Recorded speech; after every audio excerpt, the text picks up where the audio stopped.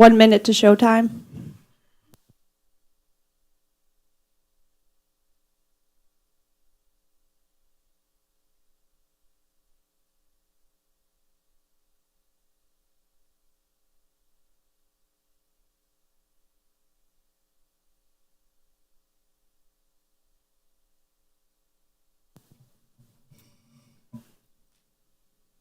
Okay, I'm getting the signal that it is 6 o'clock and time to begin. Hello, I am Kim Nakahoto and I am the Acting City Administrator, and it is my pleasure welcoming you to our very first NKC Candidate Forum. This particular presentation is heavily patterned off of the North Kansas City School District Forum, and our aim is to be able to allow voters to get to know all of the candidates so that they can make a more informed decision. I would like to thank a few people before I introduce actually our forum facilitators. I would like to thank Miss Amanda Dollinger. She is the teacher who has helped us identify and provide the students who will be asking the questions during this particular forum. I would also like to thank our staff for all of their help in helping to kind of get this off of the ground. And I would like to thank all of the candidates for joining us this afternoon, or this evening, I guess. At this time, I would actually like to kick it over to our students. They're going to introduce themselves. They are from the North Kansas City High School debate team. So with that, it is now their program. Hello, everyone. My name is Elandria Baker. I attend North Kansas City High School. I am a senior, and I'm currently the president of the speech and debate team at North Kansas City High School. Hi, I'm Jada Roth, and I'm a senior at North Kansas City also, and I'm the vice president of our debate team there as well. So. All right, so we're going to start off with just a couple of introductions from our candidates. We'll start on this side, and then we'll round robin it as we go. So if you just want to say if you're up for re-election or it's your first time, and what's one main goal you wish to see on the council. I am Amy Clark, Councilmember Clark. I am up for re-election for the first time running unopposed. This is my third time running, though, in 3 years. And I would like to finish what I started. Of all the many detailed projects, I would like to finish the park set out for in River Forest Park in Ward 4. Thank you.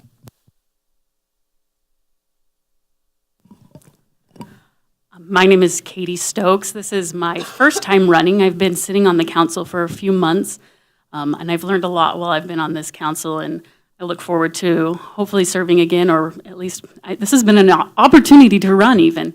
And one main goal that I hope to have happen is I want to, I have so many things I like to do, but I want to be a voice for the residents in my ward. I want to know them more, I want to get to know them more, and I want to be able to do the things that they would like to have done.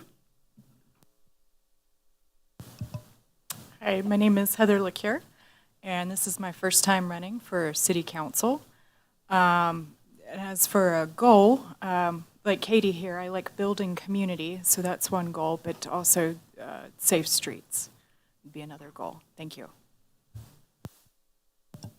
Hi, my name is Connor Fitzgerald. I'm running for Ward 3 2-year term. I was appointed in July 2022 to fill an open city council term.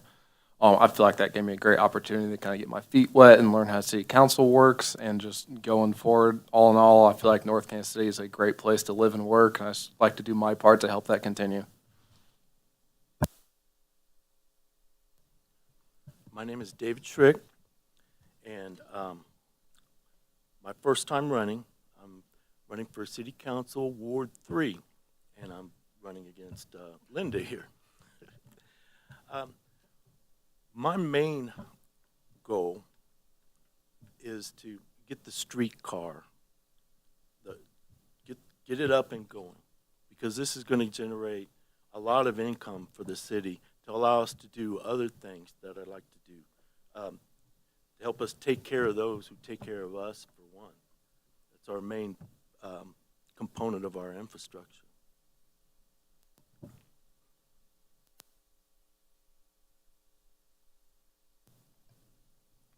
My name is Linda Alvarez. I'm running for Ward 3 for a 1-year term. I have lived in the city for probably over 20 years. I actually live in the house that my parents had before I moved in, and they had purchased the house, I believe, back in 1980. So I'm invested kind of in the area and the neighborhood for quite a while. I retired from the police department almost 2 years ago. I worked here for over 23 years, so I've just got a lot of interest and know the city pretty well. My main goal is to also kind of serve my neighbors, get to know them a little bit better, and kind of represent what they want. My name is Jesse Smith. I'm the current representative for Ward 2. I have lived here 10 years next month, and 4 of those have been spent on the city council, and I'm seeking years 5 and 6. And I'm just really excited about River Forest Park. I think it's going to be a real fun project. Hi, I am Tabitha Todd, and I am running for the first time in Ward 1. I moved here a few years ago now. North Kansas City is the first place I would say really feels like home, and I just fell in love with this community. I would say my main goal is to find ways to involve more of the community voices that we haven't heard, and get them involved, get them showing up, and get their voices heard. All right. A lot of you guys mentioned the parks or different parks around North Kansas City. So my question for you guys is, how do you think Proposition P or the park tax will improve the infrastructure of North Kansas City? And we'll start with Katie. Yeah, I'm super excited about the Proposition P. I think it's a great initiative. I think that the revenue that it'll come in will be absolutely incremental to continuing the services that the parks have. Sitting on the Parks Board, I'm the liaison right now for the council, and I was on the Parks Board for a long time, and balancing the budget is always kind of tight, and with a new park coming in, not that that's going to be funded by it, but that's another additional cost. There's other costs that come in all the time, and so this new proposition is very important, and I look forward to it, and I hope it passes.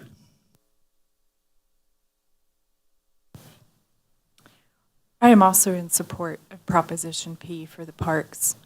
It does cost a great deal of money to support services and even physical structures which require maintenance and upgrades occasionally.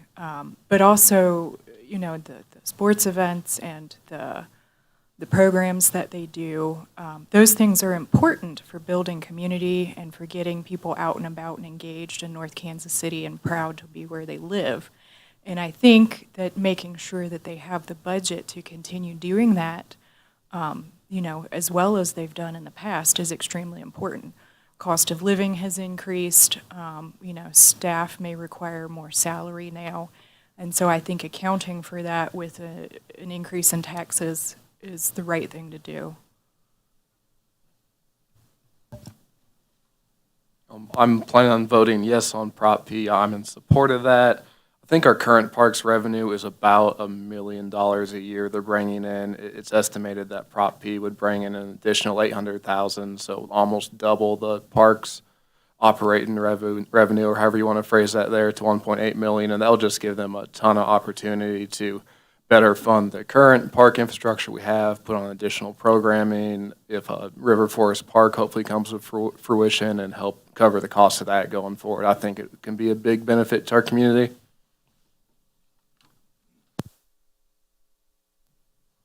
Okay, I'm probably going to be the odd one out on this. Yes, our parks, they need money. They need more money, that's for sure. But it's just not a priority at this time. Our priority should be to get this streetcar up and going. The economic value that it's going to bring in a few years, once it's complete, the economic boost it'll give to us will allow us to build up the parks, even more so than the small percentage that we're giving now. It's just, we need to reset our priorities. And right now, the streetcar needs to be the priority, not the parks.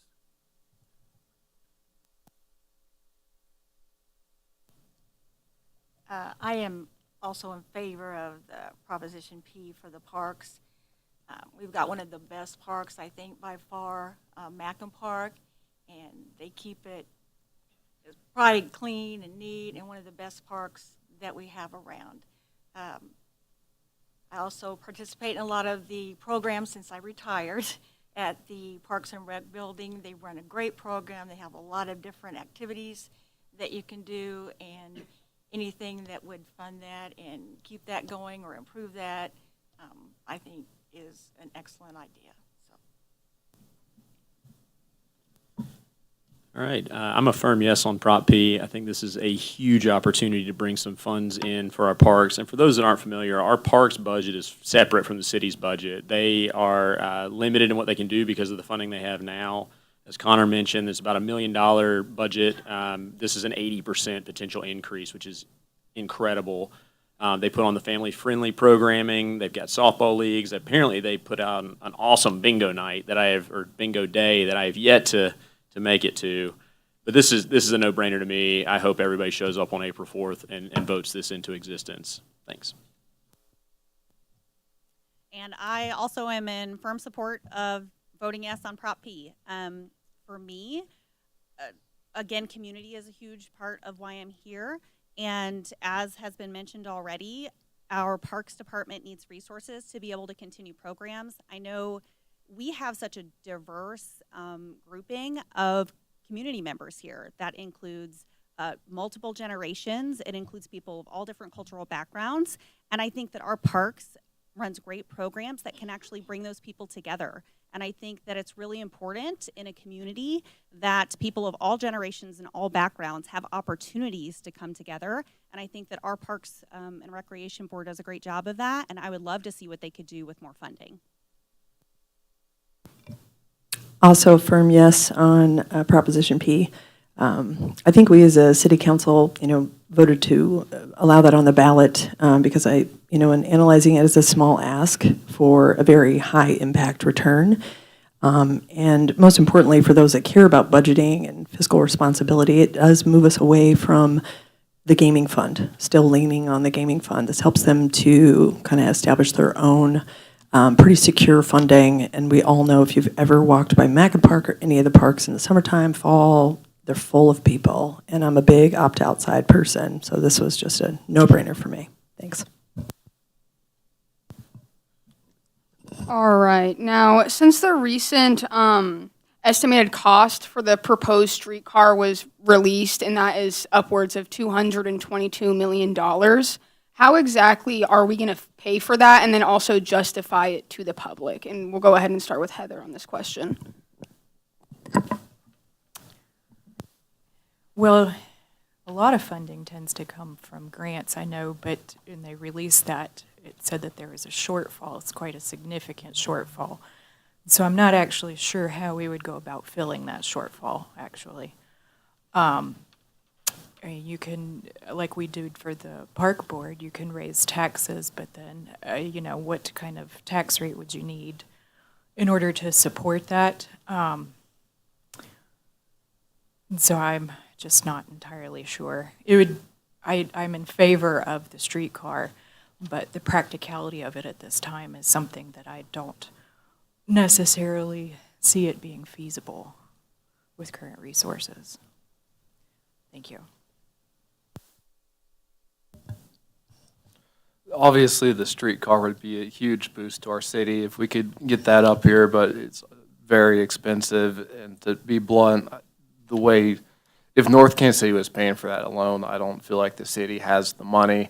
There are studies in the works to look at outside funding opportunities, be it grants or possibly, TIF. I think the current streetcar has a TIF, but there's an issue with connecting across county borders to combine Clay County and south of the river there, so something might have to be done north of the river if they go that route. I guess all that being said, I know we have, there's some studies the Streetcar Authority is working on currently to look at funding opportunities. So I think best approach would probably be sit tight and just see what they come up with and look at all the available information at that point in time and go from there.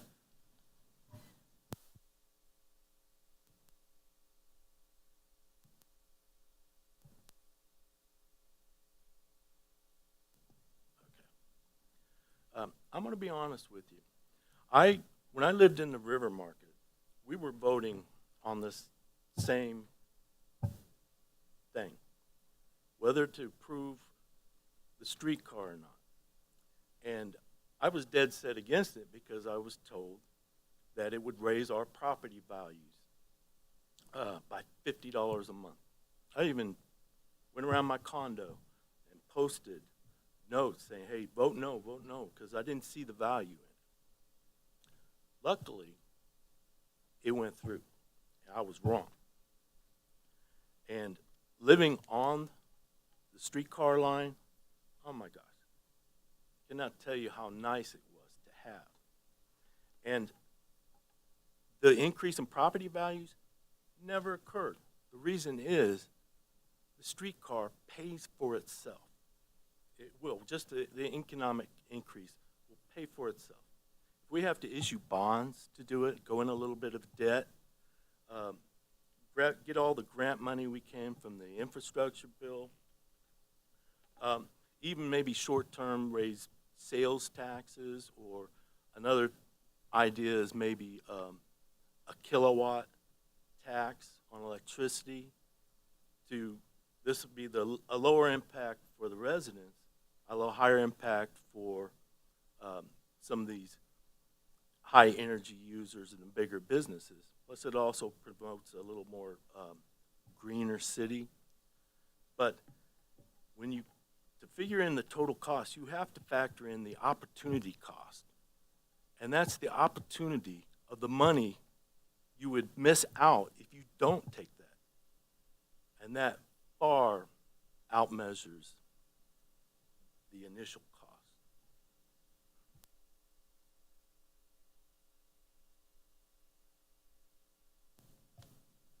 I have to say that I've actually ridden streetcar several times, gone down to the River Market area, taken it to Union Station with my granddaughter. It was fun. It's kind of a neat idea. I don't know that I think the city needs to invest that much money in the streetcar. I don't know that it would profit our city that much. I think there's a lot of work that goes in behind that, a lot of work, a lot of studying that still needs to be done before something like that would happen. The work on Burlington would have to be completed. That would take a lot of time and money. So, I don't know how you would fund that much money, extra money, that would not be covered by a grant. So, I don't know. I'm not that excited about the streetcar.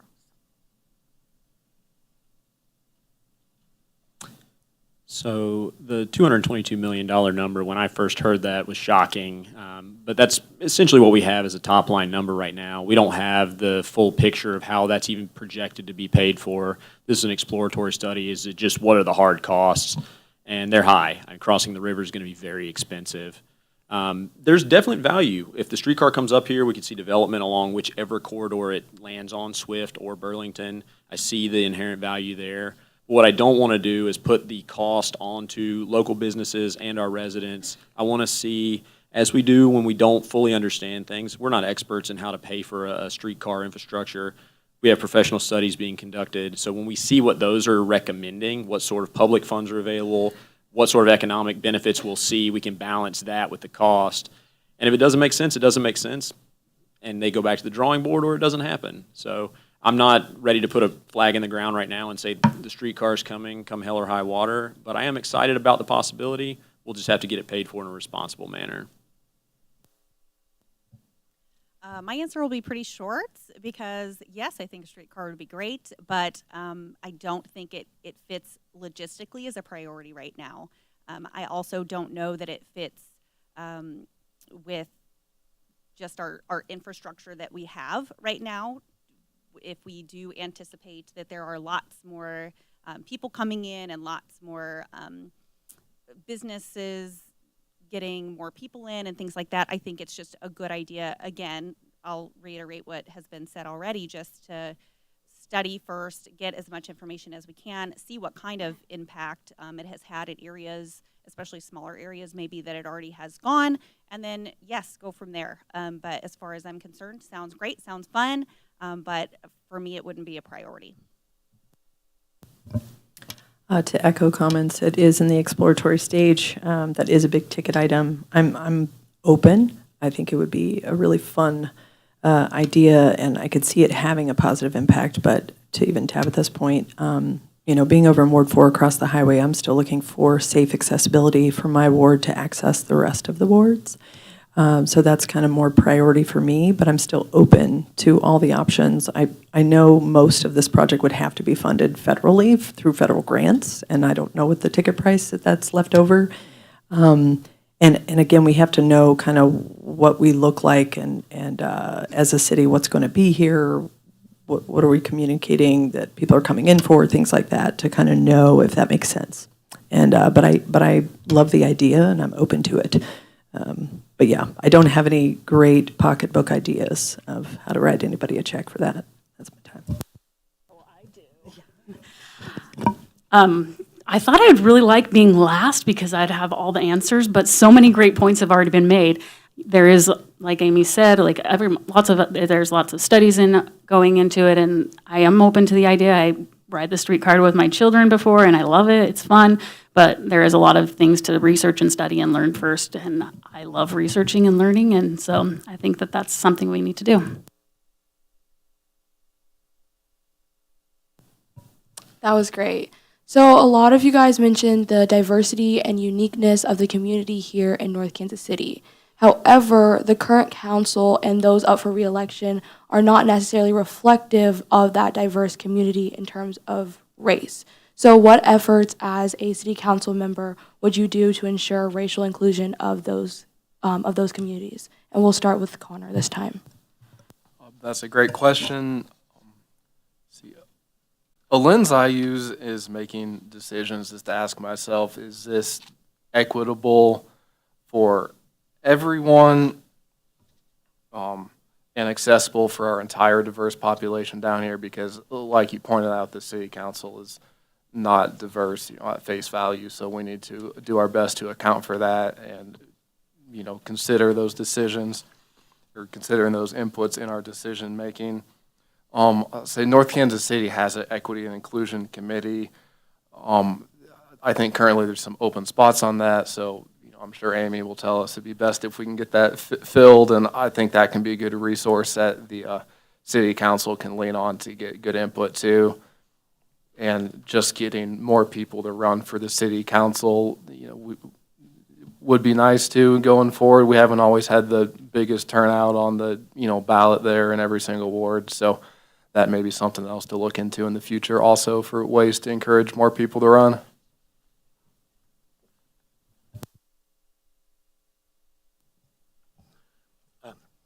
When I moved to my neighborhood just west of Mackin Park, first thing I noticed was the diversity.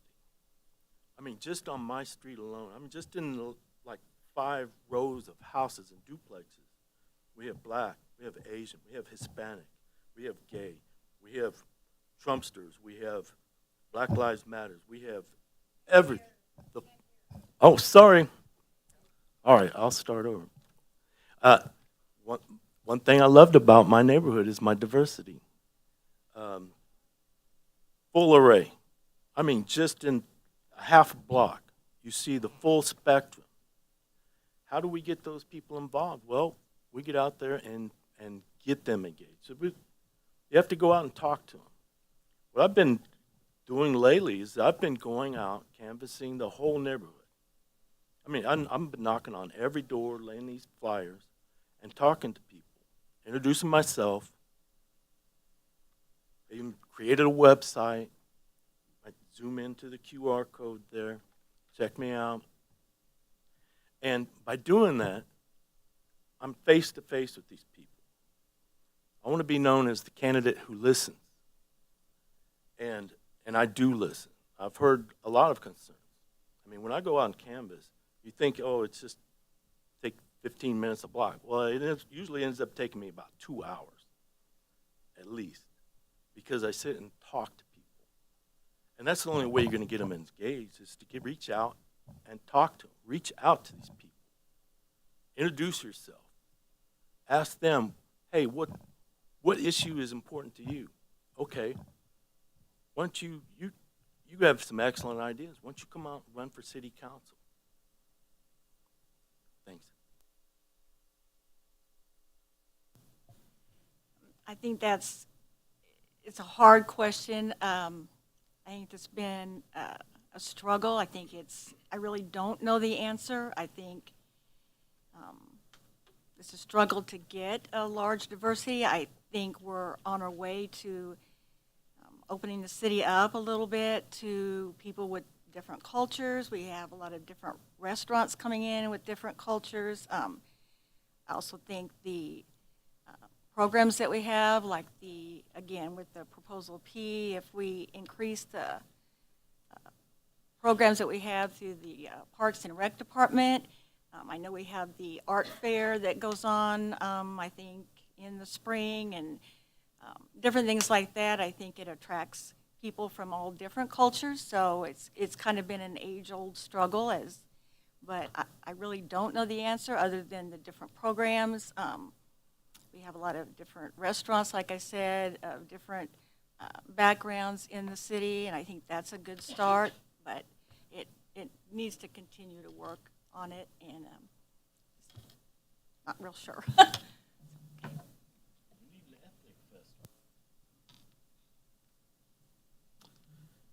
So North Kansas City is a very diverse place.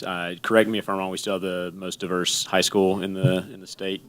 Heck yeah, and that tells us what we have around here, right? That's what's right here in our community. And there is the multicultural festival. What's the name for it at the high school?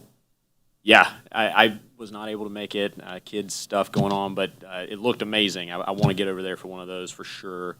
And then if you just walk around Mackin Park on a nice evening, you're going to encounter people of all different races, socioeconomic statuses. I mean, it's really a wonderful thing to see. So we have the Equity and Inclusion Committee. That was something we set up, 3 years ago now, give or take, and fought to get it funded through the City Council. And it's been doing some great work, having some good discussions. And honestly, we can't really impact who decides to run for city council. That's not something we have much say in. However, we do have some say in who ends up on boards and commissions around town. So, and I know our mayor is also very attuned to this. We can recommend that people put applications in who are of various races, creeds, ethnicities, and then vote for those people when their application comes up, when their nomination is made. To get as many voices involved in the city as we can. It's unfortunate that, the city council doesn't express exactly what the community looks like, but as long as we keep bringing people in on these boards and commissions where some of the real discussions happen, I think some of that's going to start filtering up. Thank you so much for asking this question. This is something that I think so many cities and organizations and corporations are asking themselves all the time. And I think the problem is inclusion and equity are two different things. And I think inclusion is what is needed in order for any BIPOC individual to feel like they could actually run for council successfully and be present and have their voices heard. We all love to get invited to the party, and I do think that North Kansas City is a place where everyone's invited to the party. But we all know that we've been invited to a party where we don't quite feel like we fit in, that we are there and the people there, we don't know them, we don't have things in common, they don't look like us, and I'm a person of privilege, and so thankfully that's something I haven't experienced over and over and over in my life. BIPOC individuals experience that on a daily basis, and what we need is a way to create inclusion in the community. I think North Kansas City does a great job, and even the high school does a lot of things for this community to create equity and to create exposure. That next step to me is inclusion. And I have 40 seconds left, but I think one way of doing that is just making more informal, approachable government activities so that tied into an ethnic festival or tied into some of our cultural festivals that go on where maybe the city council has a booth and we talk to everyone and we go out and recruit and we make them feel included instead of just invited to the party.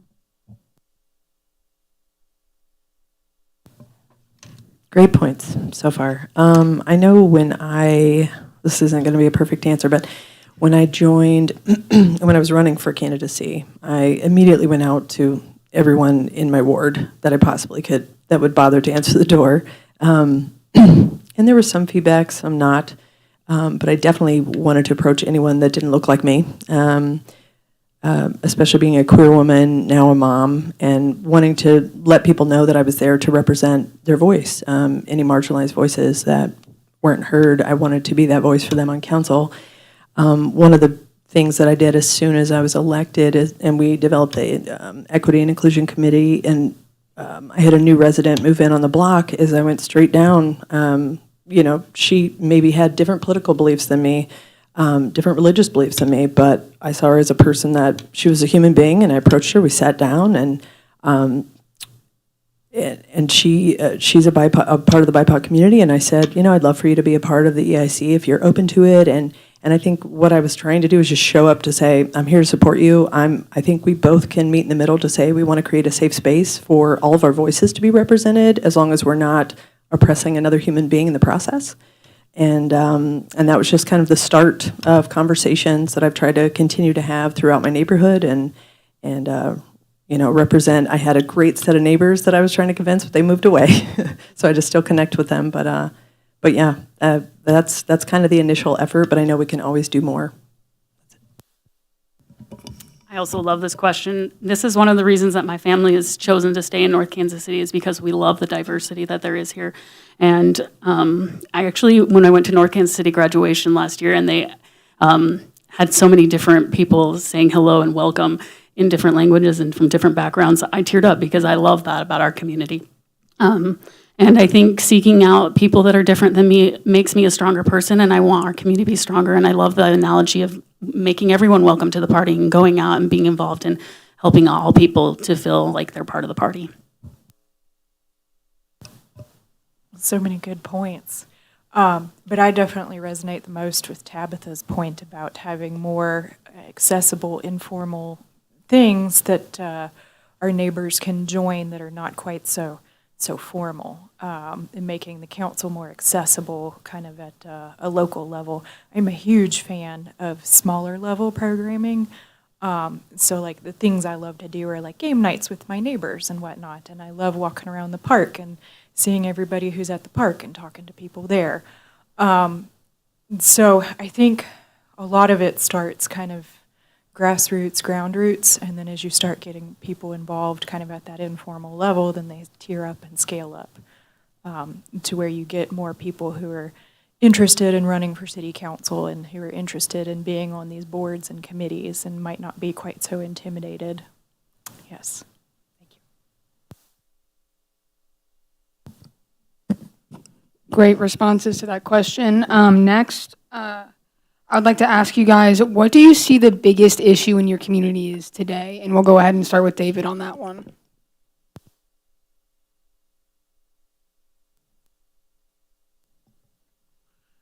The biggest issue, well, there's a lot of,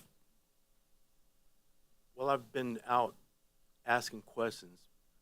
One of the biggest issues is just money. How are we going to get by the day? And one concern I've been confronted with was excessive rent raises. How can people afford a $150 rent increase over 1 year? How do you justify that? And that's one thing that I'm going to be, I mean, there's a ton of other things. That's one thing. I want to be a watchdog and not let these people get gouged like that. I mean, these are hard times. So we have to be a watchdog and protect against that. Another thing that's on the horizon that I'm starting to worry about is flood control. Now, when I first moved here, as I was moving my things in, the policeman, there was a huge storm. It didn't last long, but it was a torrent. The police blocked my route because the whole street down 28th Avenue was completely flooded. You could have taken a kayak down all the way down the road into the park. It was that deep. It was like a lake over there. And I hear, I'm talking to another, when I was out canvassing, one of the pumps didn't switch on. One of the pumps didn't switch on? Okay, you see what's happening in California? That, what do they call it, atmospheric river, it could easily shift this way. We've had record snowfalls to the north of us. That snow is melting and it's headed our way.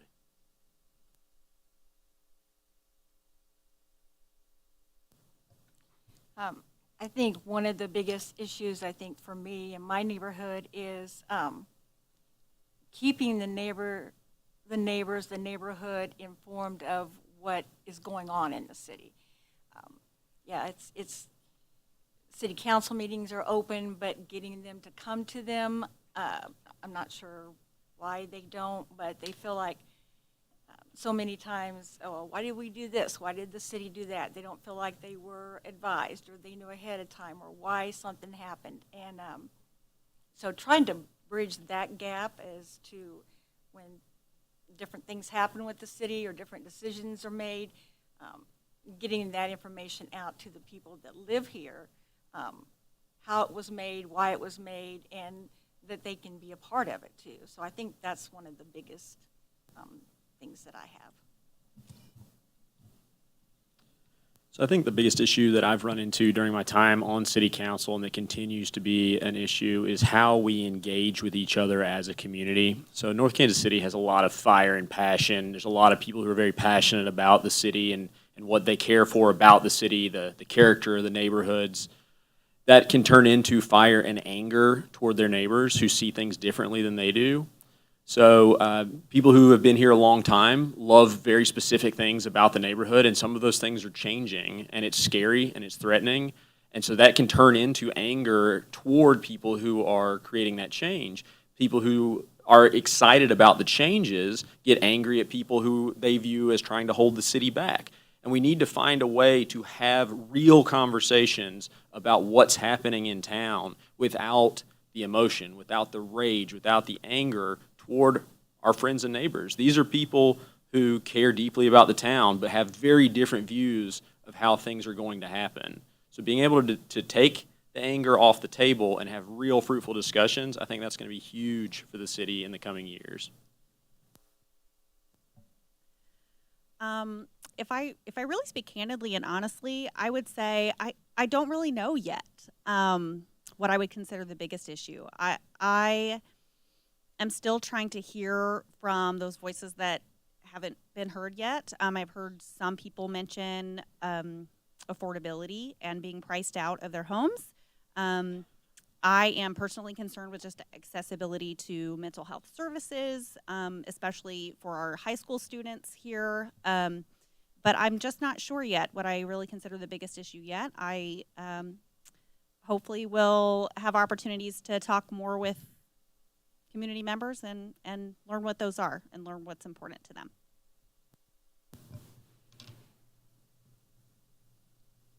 Yeah, that's a hard one to weigh out. I'm going to use my 2 minutes while you guys watch me think.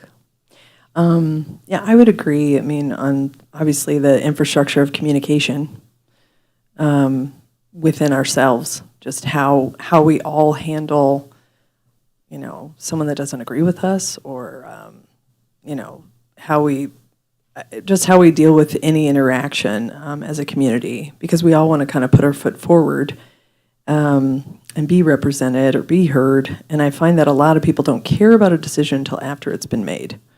And a way to be heard is, try to come at it with, I don't even want to say kindness, just sort of maybe excuse curse words or something. But also the need for infrastructure improvements as a whole, as a community. I know everybody is kind of existing in the fear of we're all going to flood out again. I mean, if you describe your block as being worthy of a kayak, yeah, I don't want to experience that where I am. I'm on a hill. If that happens over by me, we're in a lot of trouble. But I think just finding the funding, always continually shifting and saying, okay, the funding is for this, but it's for this, and realizing that we are focusing on long-term goals that leads our city in a direction of 10 to 20 to 25 years from now. We're trying to think that far ahead of like where we're headed. So yeah, and not being so West Side Story and like meeting in the streets and be like, bikes, cars, where we hit. I don't know, it's a bad song, but that's my time.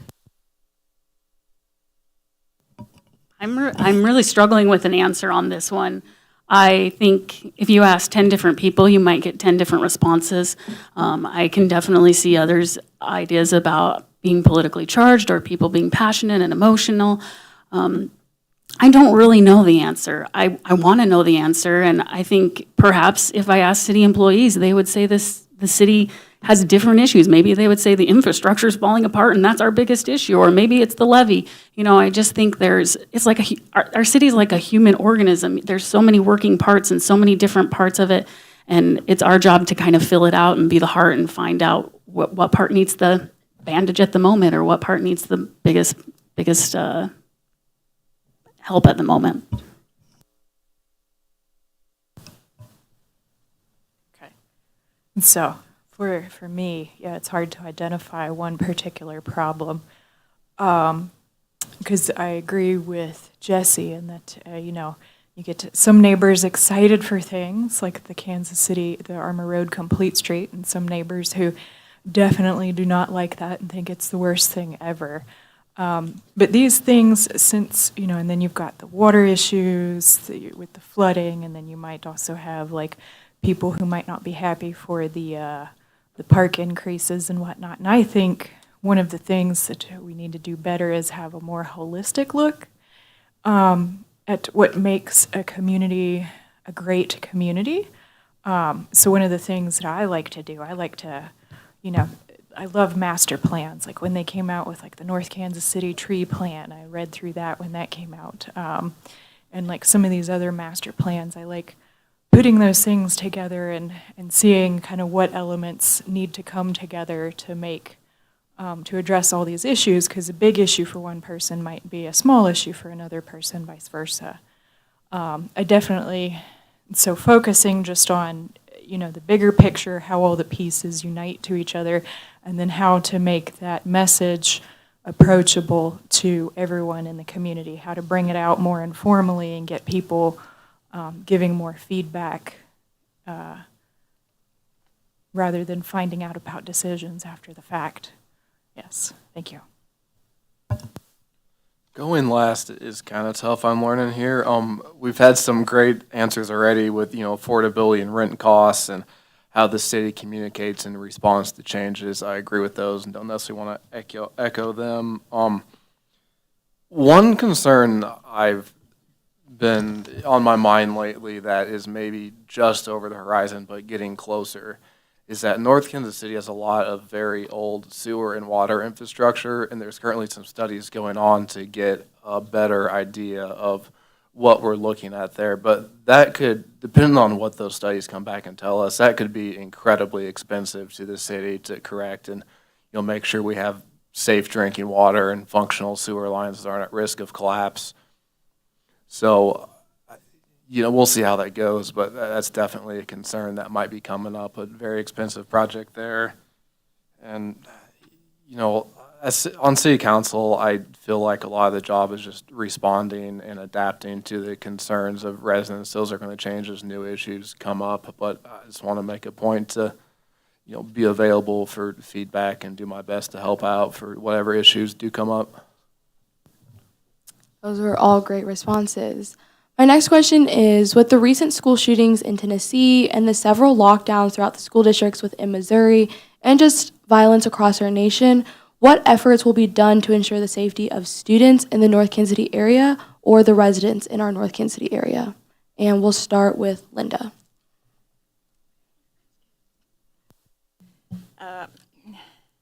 That's a tough question. I think I know from being at the police department for several years, they have gone through several times and done practice runs through the school to prepare if it happened. They have a certain routine that they do. They have a protocol, a team that's called out, but they also, I think, the rebuilding of the school has made a big difference. I know that the old building, before they updated it, used to be just a walk in, walk out. Anybody could walk in at any time, walk out at any time, and I think the new building is much more secure than the way it was set up. I don't know how you keep some of the things that happen from happening. It's just kind of strange, all the things that happen. But I do know that I feel very safe in this city. I know the police ratio to the area is one of the highest. I know that if you call for a police officer, you get one, and you get one very quickly. Same for our fire department. They're excellent at the response time for those. So to me, that makes me feel very safe in this city, and I always have felt safe. So, thank you. So North Kansas City is a city that's very fortunate not to suffer from a lot of violent crime. Not much of that happens in town. We have an excellent police force, not just by numbers, but by the integrity of our officers. I sit down with the chief of police at least once every couple weeks and chat about how things are going in town. I trust that group implicitly. They are doing great work. The question about school shootings, this turns my stomach. Anytime I see a headline like this, I have two small girls that'll be getting into school soon, and it makes me absolutely sick that this continues to happen in our country. Yes, we have problems with mental health, but the firearm issue has to be addressed, and we can't do it at the city council level. So whatever it takes to get that message to the state, to the federal elected leaders, something has to change, as this is broken so badly. The school here at North Kansas City High School, as Linda mentioned, the rebuild has been beneficial in closing a lot of those entry points. I believe, at least from what I was told, is one entry point in, one way out. That may be not true in practice. I'm not certain, but I know there's limited points of entry now. We've also, recently, I believe we voted to fund the school resource officer again, which is important to have on campus. And if you do need our police, they are there. We had a break-in not a break-in, somebody walked into my garage and stole some stuff. And I made a phone call, and we had like 4 officers at my house within 5 minutes. So the response times are incredible. Our police are top-notch. But the school stuff, it makes me sick. Something has to happen. Thanks. I feel like 2 minutes is definitely not enough time. I actually just left a career as a school counselor in education here in the North Kansas City School District in March. I've just left a few weeks ago. I have 2 kids who are in the North Kansas City School District. What is the worst thing about all of this to me is that all of these events are both tragic and preventable. And a lot of what would need to happen to create that prevention, we can't necessarily handle here at City Council. But I do think that sometimes we as people and we as small governments can do small things that can make big impacts. And so, as I mentioned previously, I do think that accessibility to mental health services is paramount, not just for our students, but also for our community members. And, people experience tragedy outside of this community as well, who are living in our community. And it doesn't necessarily have to be violent crime. We need trauma-informed care amongst our school personnel. We need it amongst our police officers because we are dealing with people who have experienced trauma in a number of ways. I am so thankful that I live in the city that I do, and that we do have a great police force here who, yes, shows up. And I would love to see more crisis response training for our police force as well. Just those little things I think can add up, again, for a big impact.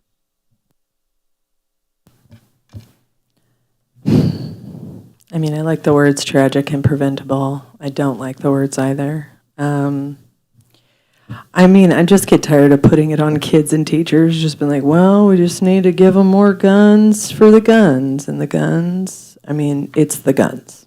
It's the guns. Yes, mental health. We need to have access to mental health for everyone, every child, in every setting, more so than just adding more guns to fight guns. I don't want my kids to go to school and be at war or feel like they got to learn how to shoot a gun or hide from a bullet. But it's the guns. We have to regulate gun ownership. I know people think there are regulations, but there's not. I mean, I just know of people in my life who've had their houses broken into and their guns have been stolen. And now those guns are unregulated guns. But they're like, well, it's the person that stole the guns. Well, guess what? It's a person who now has access to a means of killing another human being or lots of other human beings. There has to be some sort of regulation, and I agree it can't directly come from us. If you have something for us, I'm open to reviewing anything. I would want you guys to feel safe in school and feel like we're doing everything we can as a community to protect you in any way we can, because that's the last thing I want you to think about when you enter school is like, is today the day that we have to practice our drill on being shot at?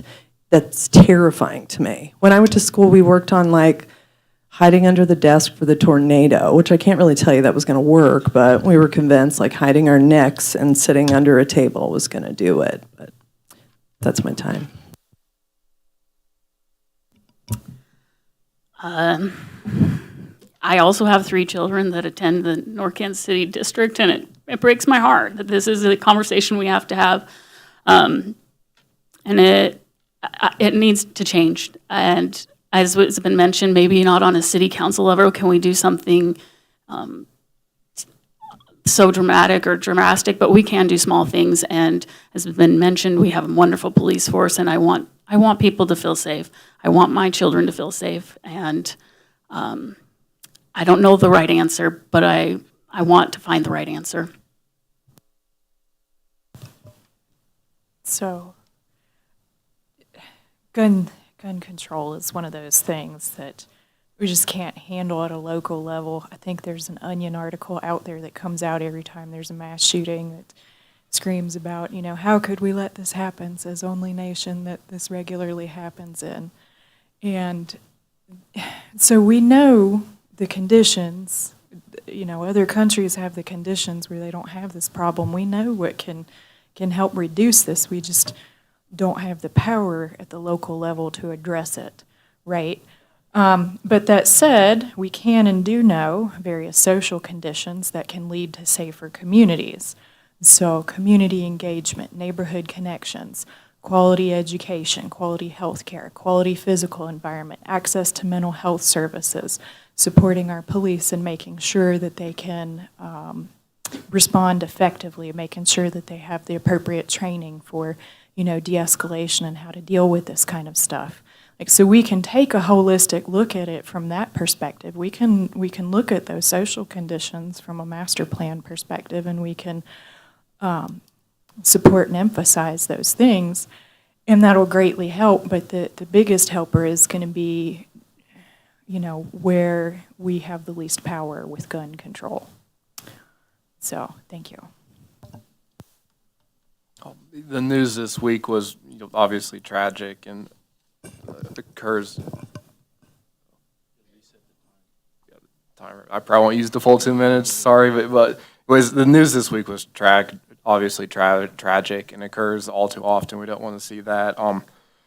We need to recognize that the school district and the city of North Kansas City are separate legal entities, but at the city council level, I feel like we can collaborate with the school district and the local high school here within city limits to make sure that we are providing the North Kansas City schools the resources they feel like they need to try to help and keep students safe. My spouse is an elementary teacher just up the hill at Crestview Elementary, so this is an issue that's near and dear to my heart. It's just incredibly frustrating when this keeps happening over and over again in our country. Anyways, I feel like just, we can work with the school district from a city council's perspective and make sure they have what resources we can give them at North Kansas City level, at least.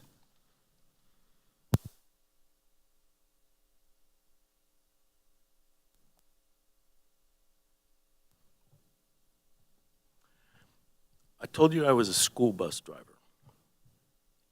And last fall, 6:45 in the morning, I had to deal with a 12-year-old with a gun on the bus. I'm still a little, just thinking back about that, I still feel a little unsettled. Just, it's kind of rushed to hit me. Made the news, put the school in lockdown. He was just a new kid. He just wanted to make an impression. One of the areas I serve is an apartment complex. A lot of people from the urban core want to escape the city, so they move there. So I've experienced that firsthand. Now, I saw a Facebook posting the other day. So poignant. It showed a woman carrying a sign. It said, the only way to stop a bad guy with a gun is a politician with a spine. Okay, I have a spine. If I can do something, I will do something. Even if it gets shot down by whoever the general attorney is, I'm going to do something. I'm going to make a statement. I don't want people walking open carry with MR-15s walking down the streets. If I can pass a law to disallow that, I'll do it. Sure, it won't last. But at least I'm going to make a statement. I'm going to take a stand because it is wrong.